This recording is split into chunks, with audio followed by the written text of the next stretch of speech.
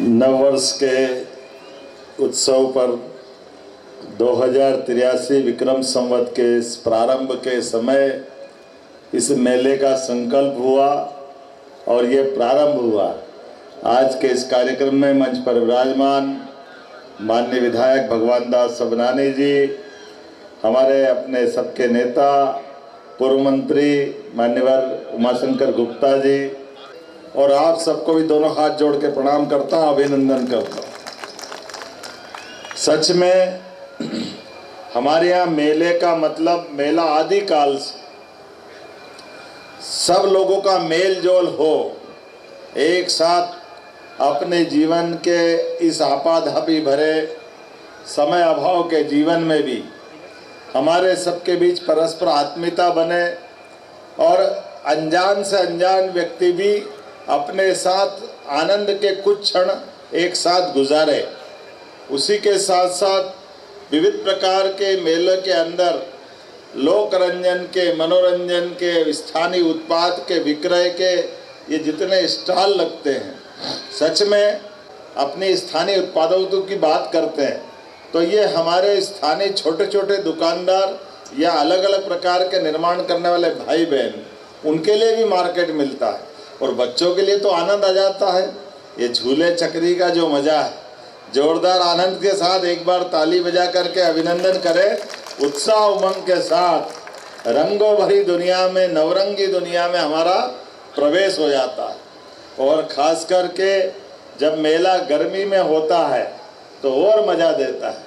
ठंड का आनंद अलग, गर्मी का आनंद अलग। ऐसे में पूरे वर्ष का महीना आपने विक्रमोत्सव, चेटीचांद, चैत्र नवरात्रि सब विशेषताओं के साथ हमारे यहाँ तो परमात्मा की दया से साल की गिनती भी बड़ी गजब है और ये ऋतुओं के साथ बदलते वाले हमारे यहाँ उत्तरायण और दक्षिणायन का जो समय आता तो उत्तरायण की तरफ प्रवेश करने के साथ जब मकर संक्रांति के बाद नव संवत का प्रादुर्भाव होता है, वसंत छा जाता है, नव कोपल फूटती है, फसलों के साथ वर्ष का हमारा नया प्रारंभ होना ये कई कारण से अद्भुत होता है। ऐसे में इस मेले के साथ राजधानी उत्सव में एक नया सितारा जड़ा है आपने। मैं पूरे मंच का एक बार जोरदार ताली बजा करके, क्योंकि ये आयोजन इस समिति भले ही निमित्त हो सकती लेकिन इस मेले के माध्यम से कितने लोगों को रोजगार मिल रहा है,